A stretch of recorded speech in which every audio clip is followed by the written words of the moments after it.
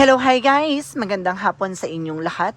This is Chin Rodriguez from Masagada Channel, a faith eater, also mata reader. So, ngayong hapon na to, tignan natin anong gusto sabihin sa iyo ng ating mga gabay. So, this is a monthly gabay for the month of August 2024 for the sign of Scorpio. So, Scorpio, welcome to my channel. Ano kayang messages, advices, and spirit guides ang ating masasaga for today's video? Kanino kayang energy or kaganapan sa buhay ng mga Scorpio signs ang ating mga hagilap? So, guys, this reading is a general reading lamang, hindi lahat makaka-resonate. Kunin lamang po makaka-relate sa inyo and comment down below kung kaninong energy ang ating nasagap. And of course, don't forget to like and subscribe my channel and hit notification bell for more videos update. And of course, maraming salamat po sa mga walang sawang pagsuporta sa aking channel, lalong-lalo na ang hindi nag-skip ng ads. Naway pagpalain kayo ng Diyos at may kapal. Siksik, liglig, nag-uumapaw na biyayang manambalik sa inyo. So let's see what is the messages advice sa iyo ng ating angel spirit for the sign of Scorpio. So let's see and watch this.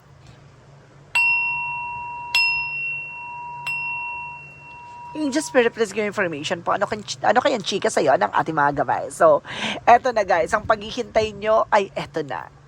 Angel Spirit, please give information po.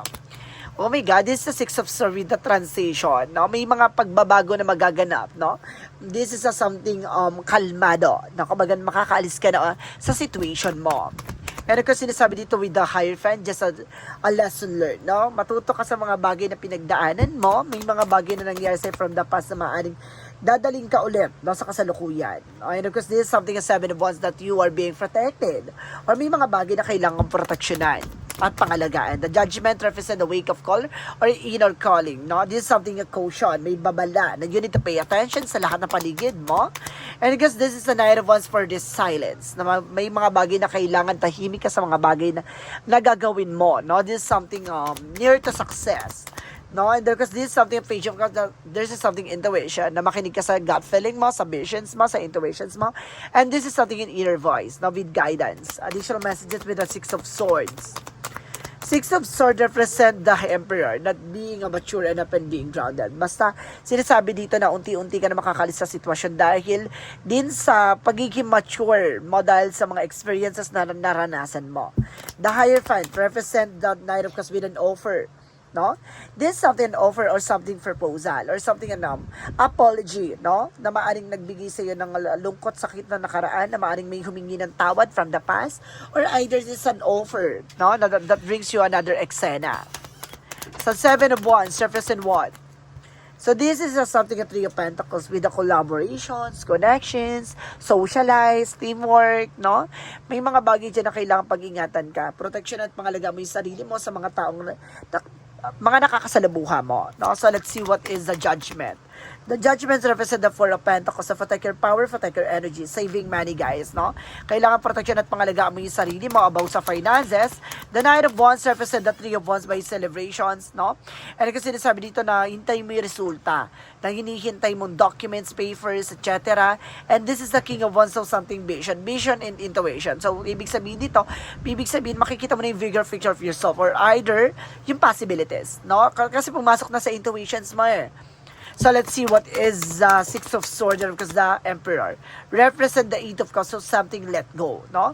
Moving on or getting away from the situation. No? Unti-unti ka na makaka-move on or unti-unti ka na makakausad na kumbaga dahil sa pagiging mature mo sa mga karanasan or experiences mo. Alam mo na kung paano mo pangakawakan yung mga ngit-ngit at galit, no? Sa paligid mo. So, let's see what is the Hierophant and the Knight of Cups. Represent the Temperance for healing. No? This is something an offer that brings you a perfect timing. At the same time, this is something healing and of course, kalma. No? This is something patient. No? May mga bagay on offer sa'yo. Matuto kang maghintay na may mga bagay talagang na may pagkakataon at may napapanahon. So, ibig sabihin, this is the offer for you na this is your time. No? Itong offer na to ay this is the moment, this is the perfect timing. And the 7 of Wands, because the 3 of Pentacles represent the 8 of Swords. See? There's a lot of toxicities around you. Just be aware sa pakikipag-transactions, sa pakikipag-usap sa mga tao sa paligid mo. Protection at pangalagaan mo yung sarili mo. The Judgment and the 4 of Pentacles represent the Devil card. See, paalala sa'yo, there's something Devil card. Protection at pangalagaan mo yung finances mo, saving money, protect your power, protect your energy. The Knight of Wands and of course the Three of Wands represent the Four of Swords, rest, no? Kailangan mo rin pahinga yung isip mo at yung katawan mo sa mga bagay pangyayari sa buhay mo. May mga bagay na hinihintay ka, napakalapit mo na sa success, no? Kailangan mo lang maging kalmado. The Page of Cups represents the King of Wands. You're feeling exhausted that because of waiting, this is something result. But eventually, guys, makukuha mo raw yan, ha? The Page of Cups, the King of Wands, represent the Three of Pentacles with the something celebrations, no? And of course, socialize. So, this is something, magbibigay sa'yo ng, kaliwaligan. This is something inner voice. May paalala sa'yo na you need to pay attention sa mga paligid mo, even to your friends. So, let's see what is the outcome. Ang pinaka-outcome dito is the Three of Swords, no? This is something insecure. Maraming mga taong naiinggit sa iyo, may mga taong gusto kang sirain, gusto kang pabagsakin, and this is something a Ace of Swords, but you are on the spotlight. This is something a breakthrough, no? Hindi mangyayari dahil, kumbaga, nasungkit mo ang corona, no? Kumbaga, ikaw yung magdadala sa sarili mong kumbaga, success, no? Kaya just be aware sa mga tao sa paligid mo. And the word can represent the travel, success, no? And of course the prosperity and for all aspects, no? And for all okay, this is something for elements na maaaring kumbaga magbigay sa iyo ng something a new beginning and success. Additional messages with the career. Sa career mo, this is something a Queen of Pentacles with a good sense pagdating sa interviewer, no? Sa pagdating sa career mo, pwede ka raw mag-business, no? And this is something an offer that brings you practicality, no? But being success. Kailangan maging practical ka, maging maayos ka pagdating sa finances. This is something happiness. Magiging masaya ka pagdating sa career na to. Ibig sabihin yung passion mo. See this is something an Ace of Wands but that brings you creativity. Kailangan kumbaga kaya mong gumawa ng mga panibagong eksena, signatures, and because this is something uniqueness, no? Pagdating sa business industry, or pagdating sa trabaho, mga ideas mo. So, let's see additional messages with love life. So, this is Knight of Swords with the success driven. Na magsasuccess ka pagdating sa buhay pag-ibig with the Queen of Swords. Kumbaga, tinitignan mo yung sarili nyo 5 years, 10 years from now that this is something, an improvement, development, and because the Ace of Pentacles with a big shot and big money, no? Malaking kaugnayan ng malaking finances sa inyo, no? Additional messages with an health. So this is started with the healing din with the Queen of Cups. Double clarification, guys, ha. Magkakaroon ka ng healing at maaaring magdala sa iyo ng miracle. So there's something healing and hope, no? Pagdating sa health nyo, maaaring matapos na yung mga kaguluhan sa pagdating sa health issues nyo. So guys, let's see. Additional messages tayo with magical fairy messages.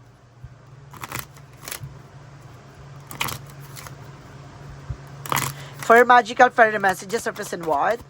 This is a business venture. Now, this is on trust the follow through on a new business idea and career opportunities, no? And this is dietary change. So, kailangan nyo mag-diet, guys, no? Additional messages. And this is something affirmation. Now, this is some positive thought create a positive result. And this is to lift up your thoughts and energy and to attract what you desire into reality is, no? And then let's see what is additional messages with synchronicities.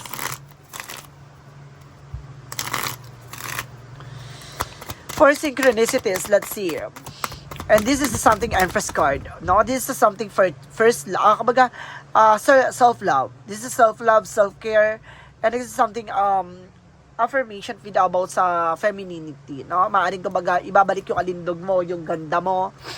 Or maaring mayroon dito magbukas sa iyo ng panibagong simula. This is something a new beginning. And this is something artist, no? Creativity, no? Ikaw yung gagawa ng isang bagay na magpapabago sa eksena mo or kakaiba, no? Yung mga bagay na magagawa mo. Or this is something drama. And this is a teacher, guys, no? Some of you teacher dito, guys. And this is something upper, meron siya sa ulo niya na maaari nagsisilbi ng butterfly for the transformation. Guardian, okay. May gumagabay. This is something strike card, no? Kailangan nyo maging malakas at maging malakas ang loob, no? At lakasan ng pakiramdam din daw. Additional messages with a yin and yang oracle card. For a yin and yang oracle card, represent what?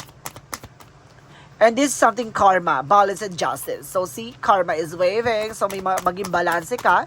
Sa lahat ng mga bagay na gagawin mo ay may magandang kahihinatan or may mga bagay magbubunga nito. Mag-ingat ka sa mga gagawin mong actions, no? Kung ito ay kabubuti mo at kung may mga bagay na mabuti ang ginawa mo, mabuti rin na balik sa'yo. And this is something of thoughts, no? Ayusin mo yung mga iniisip mo, you're feeling isolated, no? This is the exhausted, guys. That because of there's an overthinking. And this is an ego and pride, no? Alisin mo yung pride mo, yung ego, drama, and this is something, a limitation, fear. Alisin mo yung takot at pangamba mo, hindi siya nakakatulong sa'yo. So let's see, guys, now what is additional messages with the Money Move Oracle deck? For Money Move Oracle deck, represent new beginning. No, magkakaroon ka ng bagong simula at sinasabi dito, you will start a new job and life, clean up, swept, o over. So this is a hit the reset button. Talagang, di ba, ikaw yung makakagawa na para mabago yung buhay mo o buhay bukas mo. And this is something social status, no? But this is something you will reach the heights of the fame and society. Don't be arrogant, no? Kumbaga, wag kang maging arrogante, wag kang maging mayabang na parang magiging kilala ka dito, no? Sa larangan na to. Oh, thank you, God, no? Maaaring magiging kilala ka sa partner na to. This is a partnership that brings you something in your beginning. Prioritize your connections, no? Kumbaga, meron ditong partnership. Magaling ka makipag-socialize, marunong ka makipag-transaction. It's about joining forces with a business partner for a win-win cooperation. See? Marunong ka talagang makipag-transaction, sales, stock ang atake mo dito. So let's see what is the Romance Angels for a Mystic Love Oracle deck. Pagdating sa love life, anong chika sa'yo ng ating mga gabay? And this is something marriage, no? Sacred union, na maaaring ikasal ka or maaaring magkaroon kayo high level commitment like a partnership or kumbaga live-in partner, and this is something signed for love, meaningful. Na talagang pinapakita dito na love can exist, no? Or love wins. One more card that brings you something amazing, thinking of missing you. Na may mga bagay na namimiss ka dito, may mga tao na nakakamiss sa'yo, or namimiss nyo na yung isa't isa. Oh my God. So let's see what is additional messages with Archangel Michael messages for you.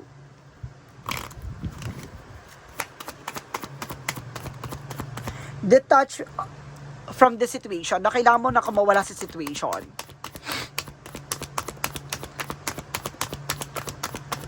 And sense of humor. Na kailangan mataas ang sense of humor mo. Tinitignan mo lagi dito dapat yung both side of situation. And decide to be happy now. Kailangan mo rin magdesisyon na magiging masaya ka ngayon. Or magiging masaya ka mula ngayon hanggang sa mga susunod na panahon or susunod na araw. Ngayon pa lang sisimulan mo na pagiging masaya.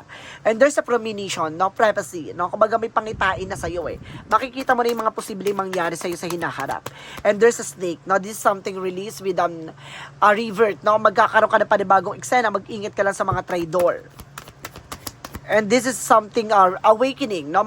Kumbaga magkakaroon ka talaga ng mga bagong project, opportunities, and there's something awakening for a new beginning. No? Pagmulat, no? Paggising sa katotohanan, there's something blossoming. And there's something survival, na passion. Talagang sinasabi dito na makakaligtas ka at makakabangon ka sa mula sa pagkalugmok mo. Like something, evolution for, evolution ng Scorpio is something phoenix, no? Rising from the ashes. So, hindi takot sa pagkasira o pagkawala, no?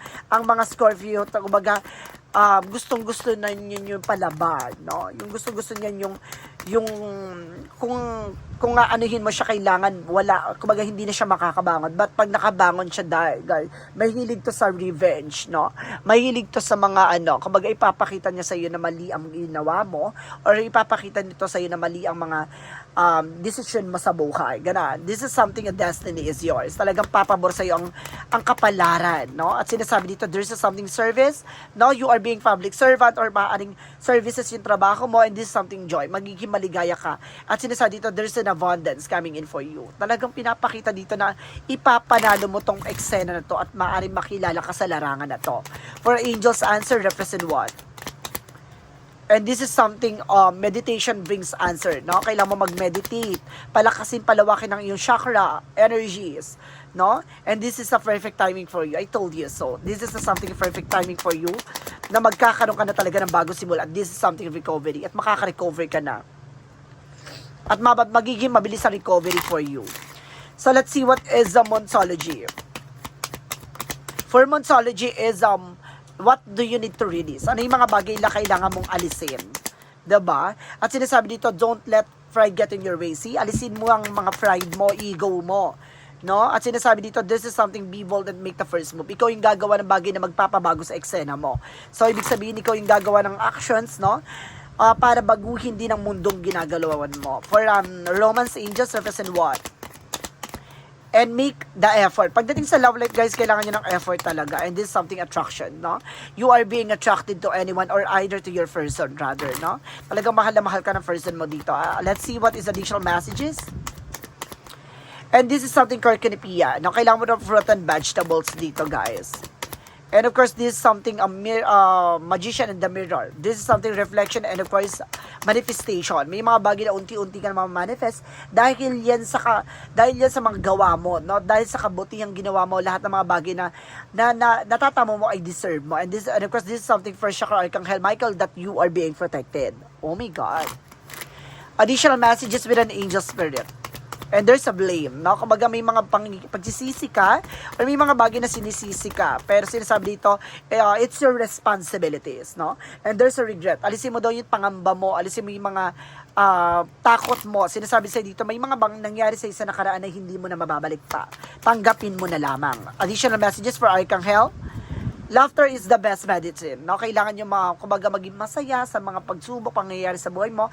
And this is the sunlight. No? Bibigyang linaw at bibigyan ng kaliwanag. At kailangan mo rin ng liwanag. No?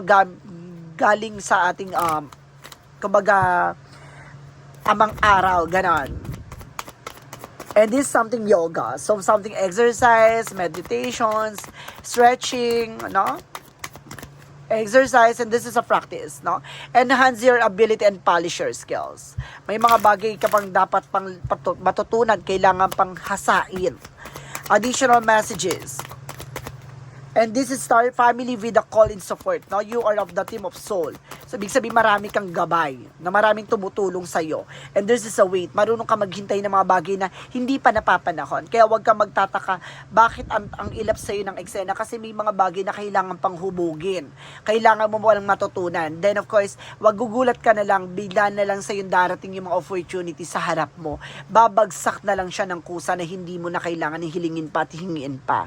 Ganon. Kumbaga, kailangan mo munang pagdaanan yung mga bagay na yan kasi may mga bagay na kailangan mong palawakin ng kaalaman mo, palawakin ng karanasan mo dahil sa bawat eksena na yan, dadalin mo yan sa mga susunod na eksena, sa susunod na henerasyon mo. Kumbaga, bibigyang kasagutan sa lahat ng katanungan mo na, kaya pala nangyayari sa akin to, kaya pala, kumbaga, nangyari sa akin yung ganong eksena kasi yun pala yung ibig sabihin na yun. Kasi, alam nyo, dinadala ka niya sa hardest thing na nangyayari sa buhay mo bago niya ibigay sa iyo yung pinakamagaang na part, 'di ba? For Jesus loving quote said, maiintindihan niyo yan, guys, kapag nandoon kayo nasa punto na yung mga hinangad mo o hiniling mo, hindi mo na kailangan kumbaga kusa na lang siyang dumarating. Kasi tapos ka na eh. Tapos ka na sa sa mga struggles, sa mga missions, kumbaga iba na yung eksena mo, no? Harvest ka na lang ng harvest. And Jesus loving quote said, "He that believe on me, the works that I do shall he do, and the greater works that this shall he do because I go to my Father." See? Kung naniniwala ka sa mga bagay na ginagawa mo ay makakabuti sa iyo at makakabuti sa kapwa mo, ayun yung mga bagay na ipinagkakaloob sa iyo at may mga bagay diyan na pagkakalooban ka na ayon sa mga gawa mo, no? Dahil sa paniniwala at pananampalataya mo, ang kabutihan talaga ay inaani. So, ibig sabihin nito, gumawa ka ng mga bagay na alam mo magbibigay sa iyo ng mga success in the near future. At may mga bagay ka pa dapat matuklasan at maunawaan ha. Hindi sa lahat ng laban ay kumbaga nagwawagi yung mga taong may ngit-ngit at galit sa puso, no? Pakawalan at bitawan mo yung mga bagay na yan. Hindi mo kailangan ipanalo yung bagay na may galit sa puso mo, bagkos bitawan mo yan ng mas magaang. So, let's see what is an angel's number, represent what? Angel's number represent what? 13-13-4, start fresh. So, talagang pinapakita dito na magsisimula ka ng panibagong eksena.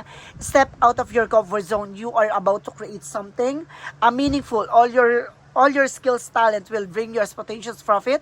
Build your confidence and trust in your decision. So magtiwala ka sa mga decision mo, magtiwala ka sa mga bagay na mangyayari sa buhay mo dahil naniniwala natin Panginoon na kaya mong tumayo sa sarili mo pa at kaya mo magdesisyon at kaya mong gumawa ng isang bagay na ikabubuti mo. So let's see what is the messages of life. Consciousness, no? Sinasabi dito today, I pay attention to every thoughts and feelings that I manifest. My outer conditions and my outer world reflects my inner consciousness. I for the light of my awareness and on my most constructive thoughts, so they will grow and produce the experience that I want. Mindful of what create this in this universe, I become an expression of divine light. So see, kumbaga dahil sa mga nangyayari sa paligid mo, makikita mo ang totoong liwanag, ang totoong kahulugan ng mga pangyayari sa buhay mo.